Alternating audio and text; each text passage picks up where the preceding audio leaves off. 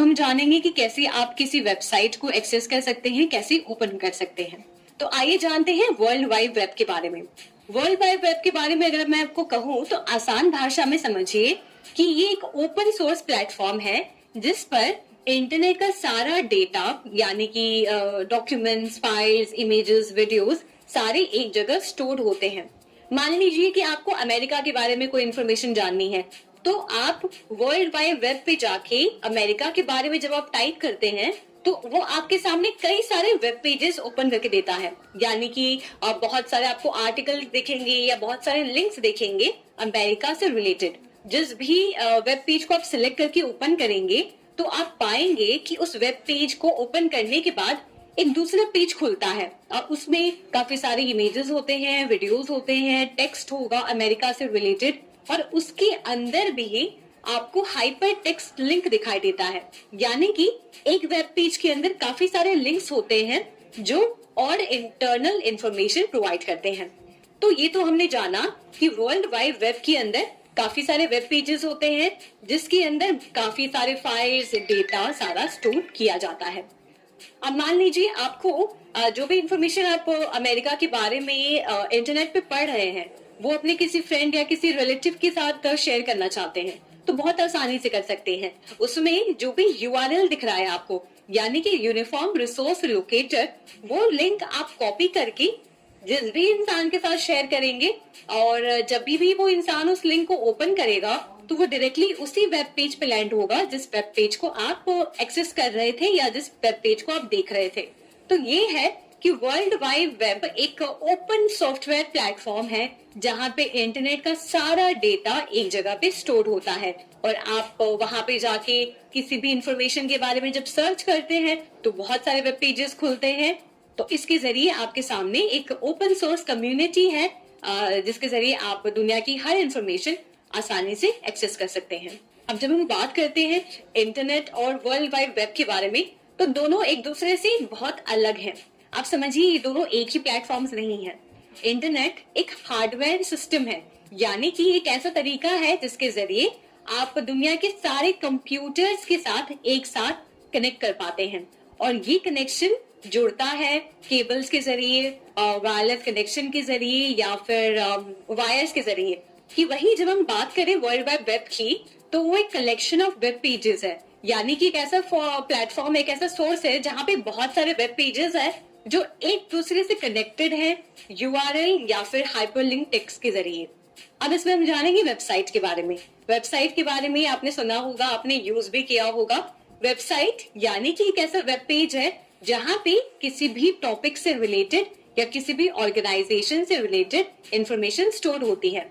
For example समझिए आप किसी गवर्नमेंट वेबसाइट की हम बात करें, अगर समझिए आपको अपना आधार कार्ड अपडेट कराना है तो आप इंटरनेट पे जाके जिस वेबसाइट को ओपन करेंगे वो काम करने के लिए वो उस सर्विस का वेब पेज है। दूसरे एग्जाम्पल के तौर पे अगर आप समझे कि अगर आप किसी कंपनी में काम करते हैं, ठीक है, और आपकी कंपनी का कोई ना कोई वेबसाइट होगा इंटरनेट पे, तो वो वेबसाइट आपकी कंपनी को रिप्रेजेंट करता है इंटरनेट पे और आप जब उस वेबसाइट को ओपन करते हैं तो आपकी कंपनी से रिलेटेड सारी जानकारी उस वेबसाइट पे नजर आती है। तो सबसे पहले जब आप ओपन करते हैं तो आपके सामने खुलता है होम पेज यानी कि आपकी कंपनी का मेन पेज जहाँ पे सारी इंफॉर्मेशन होती है एम्प्लॉयज की, फिर करियर की, फिर इंट्रोडक्शन होता है आपकी कंपनी का, फिर आपकी कंपनी ने क्या क्या काम किया है वो सारा इंफॉर्मेशन होता है, आपकी कंपनी का एड्रेस होता है, आपकी कंपनी में कौन कौन मेन पोजीशन पे हैं उनकी डिटेल्स होती हैं जो आपको होम पेज पे नजर आती हैं।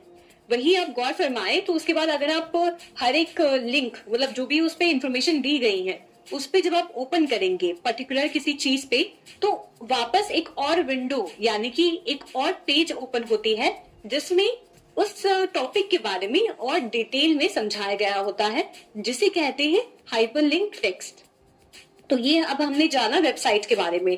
और इसी की तरह अगर आप ब्राउजर पे किसी इंफॉर्मेशन के बारे में सर्च करना चाहते हैं, जैसे for example how to make a robot, आप उस इंफॉर्मेशन को टाइप करके एंटर दबाएंगे तो आप देखेंगे कि आपके ब्राउजर में आपने जिस इंफॉर्मेशन को ढूंढा है उससे रिलेटेड सारी वेबसाइट्स यहाँ पर आ जाएंगी।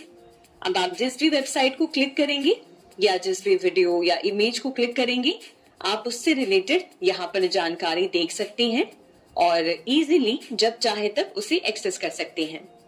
अभी समझिए, वेबसाइट में दो टाइप की वेबसाइट्स आती हैं। एक तो हो गया स्टैटिक वेबसाइट और दूसरा हो गया डायनेमिक वेबसाइट। स्टैटिक वेबसाइट में ये होता है कि अगर आप इस वेबसाइट को ओपन करते हैं तो आप उस पर कुछ भी इंटरैक्शन नहीं कर सकते हैं, यानी कि उसमें जो इन्फॉर्मेशन होती है वो बस पढ़ने के लिए होती है, वो बस देखने के लिए होती है, पर आप उसमें जाके कुछ क्लिक नहीं कर पाते हैं या कुछ और इंफॉर्मेशन या फिर और कोई एक्टिविटी नहीं कर पाते हैं। वहीं जब हम डायनेमिक वेबसाइट की बात करें तो डायनेमिक वेबसाइट में आपको इंटरैक्शन करने का मौका मिलता है। तो ये हमने जाना वेबसाइट के बारे में और कैसे वेबसाइट पर अलग अलग ऑर्गेनाइजेशंस या अलग अलग डोमेन के हिसाब से इंफॉर्मेशन स्टोर होती है। अब इसमें हम जानेंगे यूआरएल के बारे में, यानी कि यूनिफॉर्म रिसोर्स लोकेटर। अब हम यूआरएल के बारे में बात करते हैं। यूआरएल को आप वेब एड्रेस के नाम से भी जानते हैं, जो बेसिकली इंटरनेट पे किसी भी स्पेसिफिक कंटेंट तक पहुंचने का एड्रेस होता है। जहां आम जिंदगी में किसी घर या दुकान का पता यूज करते हैं हम वहां तक पहुंचने के लिए, वैसे ही यूआरएल का यूज करके इंटरनेट पे किसी पर्टिकुलर फाइल, वेबसाइट या डॉक्यूमेंट तक पहुंच सकते हैं। ये आपके वेब ब्राउजर को बताता है कि आपको जो रिसोर्स चाहिए वो इंटरनेट के विशाल नेटवर्क में कहाँ मिल सकता है। इंटरनेट को एक बड़ी सी सिटी समझिए जिसमें कई सारी बिल्डिंग्स हैं और ये अलग अलग बिल्डिंग अलग अलग वेब पेजेस हैं। यूआरएल वो डिटेल्ड एड्रेस है जो स्ट्रीट नेम, हाउस नंबर और यहाँ तक कि कौन से फ्लोर और कौन से रूम में जाना है उसका एड्रेस बताता है। तो अगर आपके पास कोई वेबसाइट या किसी डॉक्यूमेंट या किसी भी फाइल का यूआरएल है तो उसे अपने ब्राउजर में टाइप करके आप उस तक डायरेक्टली पहुंच सकते हैं। अब हर यूआरएल में जो अलग अलग पार्ट्स होते हैं उन्हें समझते हैं। तो सबसे पहले HTTP। यूआरएल में इस पार्ट को स्कीम या प्रोटोकॉल कहते हैं। ये ब्राउजर को बताता है कि डेटा एक्सेस करने के लिए कौन सी लैंग्वेज यूज करनी है। HTTP लैंग्वेज सबसे कॉमन है, वेबसाइट्स के लिए यूज की जाती है, लेकिन आपने HTTP लैंग्वेज की जगह HTTPS लैंग्वेज भी देखा होगा जो सबसे ज्यादा सिक्योर माना जाता है। उसी के साथ FTP फाइल्स ट्रांसफर करने के लिए यूज होता है और मेल टू मेल्स भेजने के लिए यूज होता है। तो ये कुछ तरह के लैंग्वेजेस हैं जो आप अपने यूआरएल में देखेंगे। यूआरएल का दूसरा पार्ट है www.example.com। ये डोमेन नेम है। ये एक ह्यूमन फ्रेंडली तरीका है वेबसाइट्स तक पहुंचने के लिए।